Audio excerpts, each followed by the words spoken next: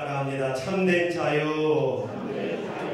두 번째 시간으로 요한복음 8장 31절 32절 말씀 우리 함께 큰 목소리로 합독하겠습니다. 시작. 그러므로 예수께서 자기를 믿는 유대인들에게 이르시되 너희가 내 말에 거하면 참내 제자가 되고 진리를 알지니 진리가 너희를 자유케 하리라. 아멘. 오늘 말씀을 통해서 참된 자유, 참된 행복을 누리는 또 하나의 방법을 발견하게 되기를 주님의 이름으로 축원합니다.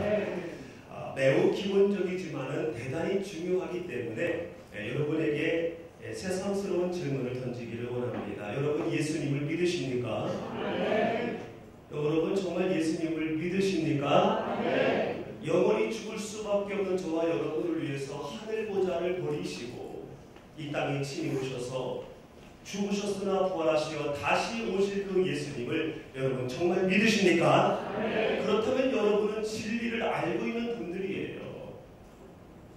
그러므로 진리가 너희를 자유케 한다라고 말씀하셨으니 이 땅에 사는 동안에 참된 자유 가운데 당당한 삶을 살아가게 되기를 주님의 이름으로 축원합니다.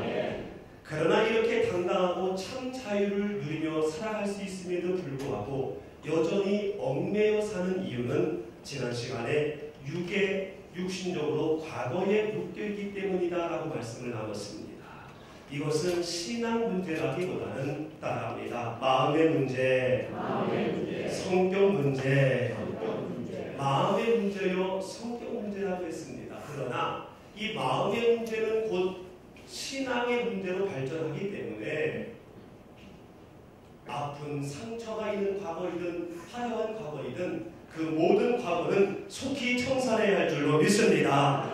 진리를 알고 있음에도 불구하고 과거에 묶이게 되면 자꾸 과거를 돌아보게 되면요 참된 자유, 당당한 삶을 살아가지 못하기 때문에 그렇다는 거예요.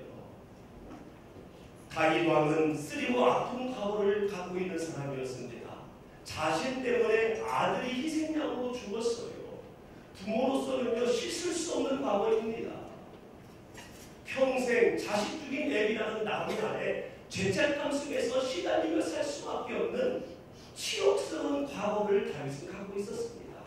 그러나 하나님께서 결정하신 것을 시행하자마자 아들이 죽자마자 과거를 청산해버렸습니다. 내 아들 다시 살려주세요. 그래도 내 아들이 있을 때가 너무 좋았는데라며 과거를 부인하고 과거에 집착한 것이 아니라 즉시 모병을 하고 의복을 입은 다음에 성전에 가서 하나님 앞에 경배했습니다. 그리고 밥도 열심히 먹었어요. 몸을 씻고 의복을 입었다는 것은 새롭게 출발하겠다는 결단의 몸짓입니다. 과거에 연연하지 아니하고 크고 비밀한 일을 행하실 하나님만 바라보고 앞으로 향해 나가겠다라는 신앙의 의지를 말하고 있는 겁니다. 이렇게 과거에 연연하지 않는 다윗의 모습을 하나님은 사랑하셔서 바로 솔로몬이라는 아들을 허락하시고 강국이 되게 하시며 오늘날까지 성군이라고 후대들에게 불려지게 하는 위대한 사람으로 하나님께서 만들어주셨습니다. 그런가 하면 지난 시간에 시간이 없어서 다 나누지 못했지만은 사도 바울은 화려한 과거를 갖고 있었던 사람이었습니다. 출생부터가 남달랐고요. 대단한 학식을 갖고 있었으며 권세까지 갖고 있는 사람이었습니다. 이 사도 바울을 함부로 하는 사람이 없었어요. 그러나 그가 담메색으로 가는 사이에 예수님을 만났습니다. 은혜를 받았어요. 은혜를 받았다는 것은 내가 무엇을 해야 할지를 깨달았다는 거거든요. 그전에는 예수님을 따르는 자를 잡아 죽인 일을 했는데 예수님을 만나 은혜를 받고 보니 내가 이 예수님을 전해야 되겠다는 것이 깨달아진 거예요. 그래서 그 은혜대로 열심히 행했습니다. 그러나 하나님의 축복은커녕 사람들에게 왕따를 당하고요. 심지어는 이 은혜를 행하면 행할수록 옥에 갇히고 심지어 태장을 3번이나 맞았어요. 태장은 채찍 끝에 나무를 달아서 때리는 건데요. 이것은 맞으면 죽기 때문에 로마 시민에게는 금지된 태형입니다. 근데 로마 시민으로서 유대인들이나 이방인들이나 맞는 이 태형을 3번이나 당했어요. 이때 만약에 이 사도 바울이 과거를 돌아보면서 내가 어떤 사람인데 감히 유대인들이 이것들이 나한테 이래라고 과거를 구현했다면요 자존심이 발동하면서 분노하고 은혜고 다 때려치고 그냥 내가 이것들을 다시 감옥에 쳐넣으라며 악의 부렁에 다시 빠져들게 되었을 것이에요. 그러나 이 사도 바울은 뒤의 것을 바라보지 않았습니다. 과거에 연연하지 않았어요. 과거에 묶이지 않고 오직 한 일, 뒤의 것은 다 잊어버리고 앞의 것을 잡으려고 쫓아간다라는 빌립보서 3장 13절 말씀에 고백한 것처럼 따라합니다. 빌삼일삼 신앙으로 뒤를 돌아보지 않냐고 앞만 향해 나갔을 때에 세계적인 선교사가 되었습니다. 그로 인하여 오늘날 우리에게까지 복음이 임하게 되었다는 것이에요. 사랑하는 성도 여러분, 여러분의 마음을 혼란케 해서 신앙의 문제까지 야기하는 여러분의 과거가 어떤 과거가 있습니까? 아픈 과거가 있습니까? 혹은 교만케 하는 화려한 과거가 있습니까? 그 모든 것들 매일매일 청산하시기를 주님의 이름으로 축원합니다. 진리를 아시는 분이기 때문에 자유를 속박하는 그 모든 과거의 것들을 매일매일 청산하시기를 주님의 이름으로 축원합니다. 그러면 영적으로는 어떻게 해야 참된 자유와 당당한 삶을 살아갈 수 있을까요? 첫 번째로 따라합니다. 구원의 확신. 구원의 확신을 가져야 합니다. 천국에 대한 확신을 갖고 살아가야 참된 자유, 당당한 삶, 지속되는 행복을 누릴 수 있다는 거예요. 이 구원의 확신을 갖게 되면요, 얽매이는 일이 생길 수밖에 없는 이 땅에 살고 있지만은 그 얽매이는 일 속에서 오히려 참된 자유와 행복을 누리는 그런 삶을 살 수가 있다는 겁니다. 구원의 확신이라는 것이 무엇입니까? 지금 당장 죽어도 천국에 갈 수 있다는 확신이에요. 지금 당장 죽어도 나는 천국 간다는 확신을 갖고 있는 게 이게 구원의 확신입니다. 우리 어르신들이 많이 계셔서 이런 질문을 하기가 조심스럽습니다만은 사랑하는 성도 여러분, 지금 당장 돌아가셔도 천국 갈 수 있다는 확신이 있으십니까? 그렇다면 그 어떠한 일이 물려온다 할지라도 거기에 매이지 마시고 당당하게 참된 자유의 삶을 누리시기를 주님의 이름으로 축원합니다. 일반적으로 사람들은요, 죽음이 인생의 끝이라고 생각을 합니다. 죽음이 마지막이라고 생각을 하면서 무서워해요. 여러분, 죽음이 무섭습니까? 솔직히 대답해 보세요. 죽음이 무섭습니까? 안 무섭습니까? 무서워요. 대체적으로 죽음을 무서워합니다. 왜 무서워하냐면요, 육신이 나라고 생각하기 때문에 무서운 거예요. 잘 들어보세요. 죽음을 무서워하는 이유는 육신이 나라고 생각하기 때문에 무서워하는 거예요. 죽으면 사랑하는 사람 더 이상 못 보잖아요. 못 만나잖아요. 그리고 내 육신이 캄캄한 땅속에 묻히잖아요. 내 육신이 화장터에 가서 활활 타게 되잖아요. 그러니까 무서운 거예요. 그런데 죄송하지만 땅에 묻히고 불에 타 없어질 이 육신은 진짜 내가 아닙니다. 그저 우리가 여행 가서 잠깐 텐트 쳤다가 걷어내는 장막에 불과해요. 보이는 육신이 정말 나라면요, 변하지 않아야 됩니다. 늙지 말아야 되고요, 병들지 말아야 돼요.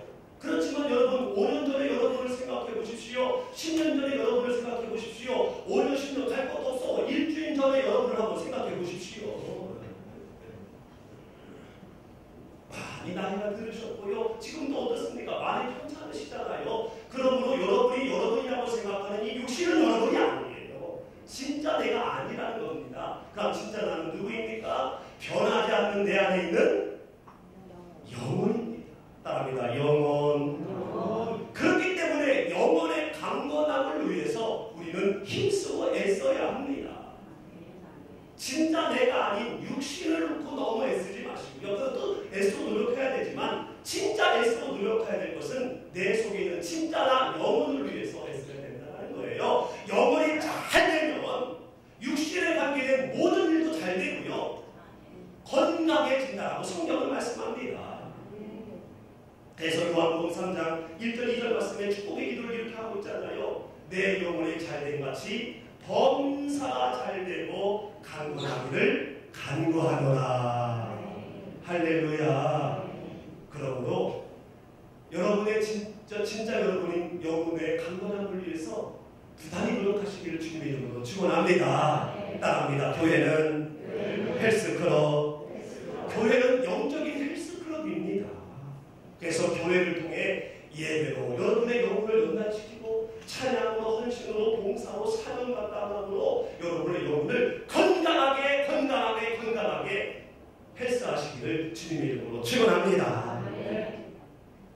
우리가 정말 두려워하고 조심해야 될 것은요, 썩어져 없어질 육신이 아니라 죽음을 두려워함으로 일생을 사단에 매여 세상에 종로로 타며 살면 어떡하나라는 것을 두려워하고 조심해야 합니다. 거기 한번 매이면요 태어날 수가 없기 때문에 그래요. 그래서 예수님이 이 땅에 오신 또 하나의 이유를 말씀합니다. 히브리서 2장 15절 말씀 시작. 또 죽기를 무서워함으로 일생에 매여 종로를 타는 자들을 놓아주려 함이라. 아멘. 고대인들은요 죽음에 대한 공포가 극심했습니다. 그래서 이 공포에서 벗어나려고요 보이는 것을 추구하고 보이는 것을 열어냈습니다. 돈을 추구하고 명예를 추구하고 권세를 추구하고 인기를 추구하고 좋은 것을 추구하고 새로운 것을 추구하고 신기한 것을 추구하고 신비스러운 것을 추구했습니다. 이러면 죽음의 공포에서 벗어날까? 정말 행복한 사람 많이 될까? 보이는 것을 추구했던 거예요. 그런데 돈을 아무리 많이 갖고 있어도 아무리 높은 권세를 갖고 있어도 이 죽음의 공포가 사라지지 않습니다. 참된 행복이 없고요. 참된 자유가 없어요. 오히려 돈을 받는 것으로 거기에 더 모이게 되고 오히려 권세를 잡으면 잡을수록 더 높은 곳에 올려가려고 거기에 더 종로로 타는 그러한 속박된 자유는 요만큼도 없는 그러한 일생을 살아간다는 거예요. 비단 히브리서가 쓰여졌을 때의 사람들의 이야기가 아니라 오늘날의 얘기입니다. 그래서 예수님이 이 땅에 오셨다는 거예요. 이러한 속박에서 놓아주려고 자유케 하려고 예수님이 이 땅에 오셨다는 겁니다. 무슨 얘기냐 하면은 죽음이 끝이 아니라 죽음 다음에는 영생이 있는데 나를 믿으면은 천국에서 영원히 살지만 나를 믿지 않으면 지옥에서 영원히 산다. 그러므로 나를 믿어 천국에서 영원히 살 것을 소망하며 이 땅에 매여 종로로 타지 말아라. 이것을 전하려고 예수님이 이 땅에 오셨다라는 겁니다. 사랑하는 성도 여러분, 죽음이 끝이 아닙니다. 우리 어르신들 죽음이 끝이 아니에요.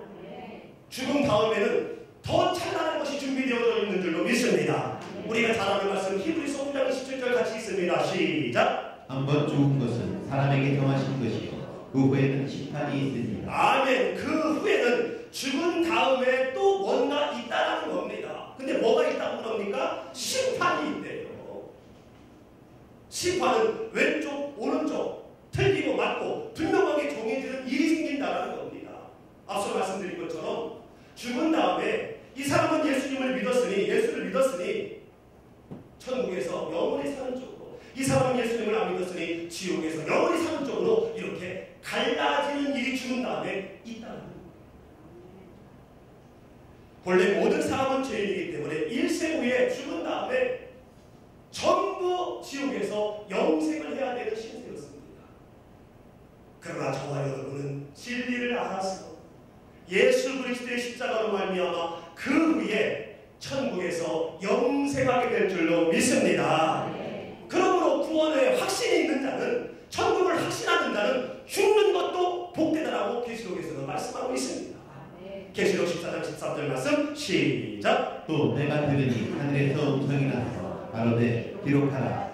지 작업 이후로 주 안에서 죽은 자들은 복이 있도다 하시매 성령이 가라사대 그러하다. 저희 수고를 그치고 쉬리니 이는 저희의 행한 일이 따름이라 하시더라. 아멘. 사랑하는 성도 여러분, 구원의 확신이 있습니까? 천국에 대한 확신이 있습니까? 그렇다면 여러분이 오늘 돌아가셔도 그거는 복 중에 복인 줄로 믿습니다. 그러므로 죽음 후에 주님을 만날 기대를 갖고 설레임으로 이 땅의 삶을 살아가시기를 주님의 이름으로 축원합니다. 사랑하는 사람을 만날 걸 약속했습니다. 그 약속한 날을 기다릴 때에 얼마나 기대가 큽니까? 얼마나 설레요. 사랑하는 사람을 만나는 날 이전에 제 아무리 힘들고 어려운 일이 생겨도 그거 괜찮습니다. 왜냐하면 사랑하는 사람 만나는 그 일이, 그 설레임이, 그 기쁨이 지금 나에게 임하는 어려움과 나에게 임하는 고난보다 훨씬 더 크기 때문에. 할렐루야. 이처럼 구원의 확신을 갖게 된다는 것은요, 엉거이게 하는 일들이 생기는 이 세상에 살고 있기는 하지만은, 그러나 주님을 만날 기대를 가지면서 설레임으로 이 땅에 살 수 있게 된다는 겁니다. 죽기 전까지 나에게 여러 일들이 생길 수밖에 없지만, 나를 속박하고 얽매이고 힘들게 하는 일들이 생길 수밖에 없지만, 그러나 그 일 속에 그런 일에 연연하지 않냐고 오히려 그 속에서 기뻐하고 당당하게 살 수 있는 에너지가 된다는 겁니다. 본회포라는 독일의 신학자가 있었습니다. 히틀러 나치 정권을 반대해서 결국 수용소에 수감됐는데 사형수로 수감이 된 거예요. 보통 사형수는 언제 죽을지 모르기 때문에 매일 근심 걱정 속에서 벌벌 떨며 산답니다. 그러다가 이름이 불려지면은요, 형장으로 끌려갈 때에 똥오줌을 막 싸고 어떤 사람은 제대로 걷질 못해서 질질 끌려갑니다. 어느 날 본 페퍼라고 해서 이름이 불려졌습니다. 이때 본 페퍼가 갑자기 자리에서 벌떡 일어나더니 앞에 있는 간수와 감방에 있는 모든 사람들에게 큰 소리로 외치더랍니다. 사랑하는 동지들이여, 나는 이제 죽으러 갑니다. 그러나 끝이 아니라 이제부터 시작입니다. 내 하나님 아버지를 만나러 갑니다. 여러분 거기서 다시 만납시다. 큰 소리로 외치면서요, 힘찬 발걸음으로 간수를 앞서 사형장으로 뛰어갑니다. 일생의 끝이 아닌, 인생의 끝이 아닌 영생이 있음을 그는 확신했기 때문에, 구원의 확신, 천국이 있다는 것을 확신했기 때문에 죽음을 오히려 기뻐하면서 대통령에게 훈장받으러 가듯 당당하고 힘있게 설레이면서 사형장으로 뛰어간다는 거예요. 여러분, 이게 쉬운 일입니까? 쉬운 일입니다. 우리와 성질이 똑같은 본회포와 같이 구원의 확신, 천국에 대한 확신이 있으면 그 어떠한 상황이 와도, 죽음과 같은 그런 어떤 일들이 온다 할지라도 우리는 그 속에서 분하지 아니하고 매이지 아니하고 당당하며 참된 자유를 선포하며 나가는 저와 여러분이 될 줄로 믿습니다. 그리고 또 한 가지 우리가 참된 자유와 행복한 삶을 살려면요, 주님의 참제자가 되어야 합니다. 따릅니다. 참제자. 참제자가 되어야 한다는 것은 가짜 제자도 있다는 거예요. 그러면 누가 참제자냐? 오늘 31절 말씀해 보니까 같이 읽습니다. 시작. 그러므로 예수께서 자기를 믿는 유대인들에게 이르시되 너희가 내 말에 거하면 참 내 제자가 되고. 아멘. 너희가 내 말에 거하면 참 제자가 된대요. 예수님의 말에 거한다는 것은 말씀이 곧 육신이 되어 그 육신이 되어 우리 가운데 거하신다고 하셨기 때문에 말씀이 곧 예수님입니다. 그러므로 예수님께서 말씀하신 그대로 살고, 그리고 이대로 살고 이분을 믿으면 천국에 갈 수 있다는 것을 전하는 거예요. 따라 말씀대로 살고 전하는 것. 말씀대로는 사는데 전하지 않으면 이것은 참된 제자가 아니에요. 이거는 반제자입니다. 반제자. 말씀대로 살고 예수님을 믿으면 천국 백성 된다는 것을 반드시 전해야만이 참제자가 된다는 겁니다. 유대인들은요, 자신들의 참제자라고 확신했습니다. 아브라함의 자손이요, 또한 모세에게서 받은, 모세가 받은 율법을 철저하게 지켜왔거든요. 철저히 말씀을 지켰거든요. 그렇지만 예수님은 유대인이 따르는 유대인들에게 참제자라고 말씀하지 않습니다. 오히려 다시 한번 상기합니다. 너희가 내 말에 거하면 참 내 제자가 되는데, 이 말 속에는 너희들은 내 말에 거하지 않고 있다는 반어적인 표현이지요. 그러면서 37절 말씀에서는 노골적으로 시작. 나도 너희가 아브라함의 자손인 줄 아노라. 그러나 내 말이 너희 안에 있을 곳이 없으므로. 아멘. 나도 너희들이 율법을 잘 지키는 아브라함의 자손인 거 안다. 그러나 나를 믿으면 영생할 수 있다라는 이 말씀이 너희에게 없구나. 너희들이 율법을 열심히 지키는데 나를 믿으면 내가 잠시 후에 죽을 텐데 죽은 나를 믿으면 영생할 수 있다는 이 사실을 전하지 않으니 내 말이 너희 안에 있지 않다. 있을 것이 없다라고 말씀하면서 44절에서는 더 심하게 말씀을 합니다. 육신적으로는 아브라함의 자손이지만 영적으로는 너희들은 마귀의 자식이라고 말씀하고 있습니다. 너희들이 마귀의 자식이기 때문에 내가 진리를 말하고 있는데 내가 잠시 후에 죽을 거다. 그리고 죽은 나를 믿으면 영생할 거라는 것을 너희들이 말해야 되는데 이것을 증거해야 되는데 너희들이 그것을 믿지 않으니 너희들은 마귀의 자식이라는 거예요. 예수님을 믿고 또한 예수님을 전하지 않으면 마귀의 자식이 된다는 겁니다. 거짓에 쏟고 있는 것이 된다는 겁니다. 사랑하는 성도 여러분, 주님의 참자자가 되기 위해서 구원의 확신을 가진 자로 천국을 확신하는 자로 천국을 소개하는 삶을 살아야 할 줄로 믿습니다. 천국의 삶을 보여줘야 할 줄로 믿습니다. 왜냐하면 이것이 하나님께서 우리에게 인생을 허락하신 목적입니다. 우리에게 인생을 허락하신 이유예요. 그리고 우리가 이 땅을 살아가는 근본이 됩니다. 본분이에요. 여러분, 사람이 행해야 될 본분을 하지 않으면 어떻게 됩니까? 미안하고 불안하고 창피하잖아요. 아버지가 집안에서 해야 할 본분을 하지 않으면 어떻게 됩니까? 불안하고 창피하지 않습니까?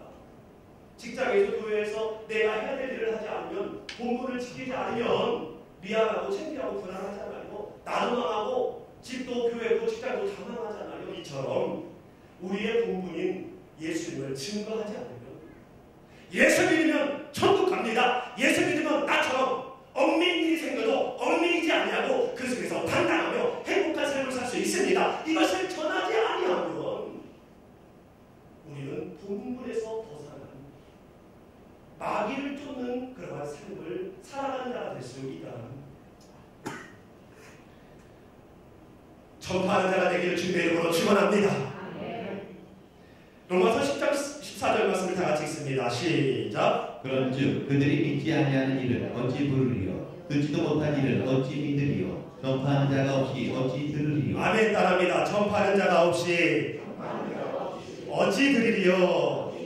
전파하는 자가 없이 따라합니다. 전파하는 자가 없이 어찌 들으리요?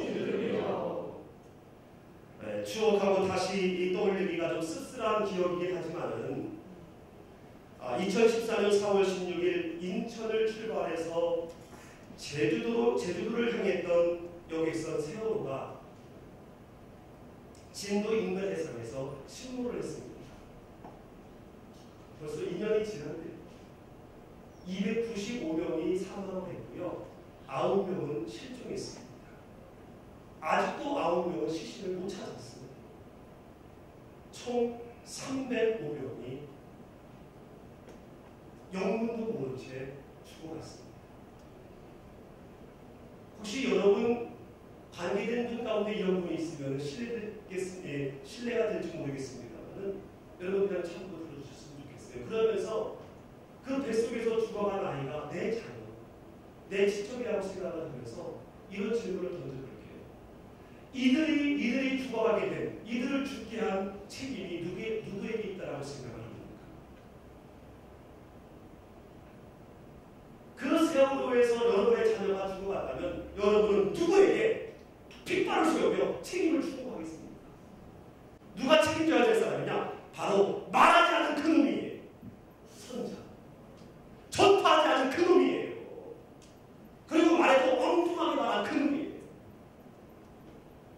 어떻게 하면 살 수 있는지 뻔히 알면서도 말하지 않은 그 사람.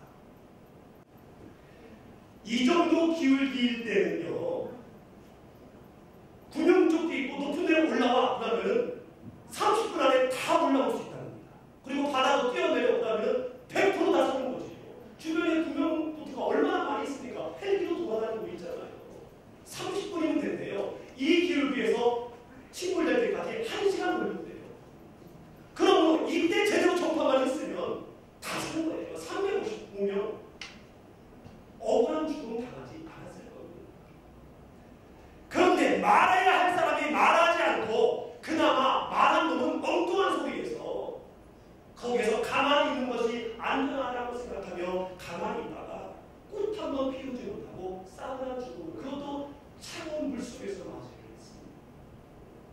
로마서 10장 14절 말씀을 다시 한번 읽어보겠습니다. 시작. 그런즉 그들이 믿지 아니하는 일을 어찌 부르리요? 듣지도 못한 일을 어찌 믿으리요? 전파하는 자가 없이 어찌 들으리요? 아멘. 아멘.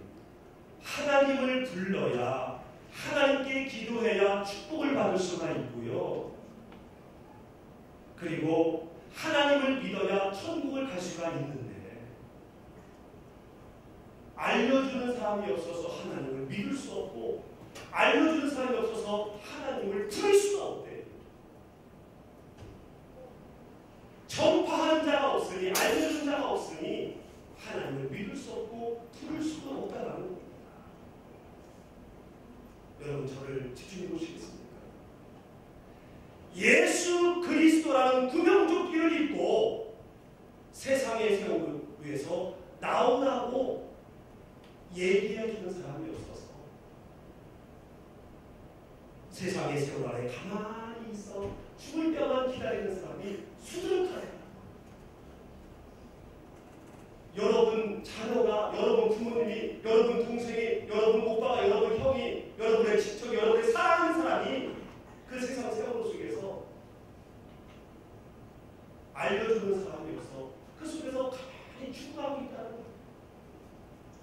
심지어는 예수 그리스도라는 구명조끼를 입고 세상에 나오라고 말해주고 또한 보여주기는커녕, 야 그래도 돈과 명예가 있어야 돼 라는 식으로 엉뚱한 것을 말해주고 엉뚱한 것을 보여주고,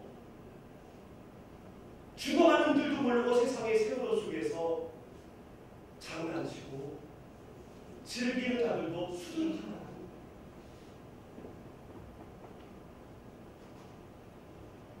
말씀을 정리를 하려고 합니다. 여러분, 이 세월호가 우리의 일생이라고 한번 보십시오.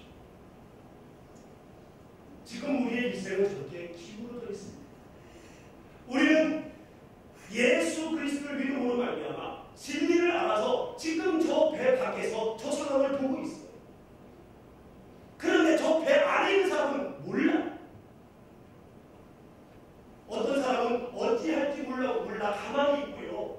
어떤 사람은 기울기 전에 저 뱃속에서 즐겁고 행복하고 즐기는 것을 생각하며 여기 이것이 기울어진지도 모르고 저 속에 갇혀 있는 사람들이 여러분의 부모님이고 여러분의 자녀이고 여러분의 형제이고 살아가는 사람 수 있다는 것. 저렇게 있는 우리의 잠수리는 100% 죽을 수밖에 없는데 이것을 보고 여러분 지금 가만히 있겠습니까? 가만히 구경하고 있겠습니까? 저 죽어가는 지옥으로 빠져들어가는 것을 그냥 가만히 보고 있으시겠습니까? 그럴 수 없잖아요. 무슨 수를 써서라도 그 배에서 구명조끼 입고 나오라고 알려야 되지 않겠습니까? 여러분, 예수님을 믿으면 구원 얻는다는 사실을 전파하시기를 주님의 이름으로 축원합니다.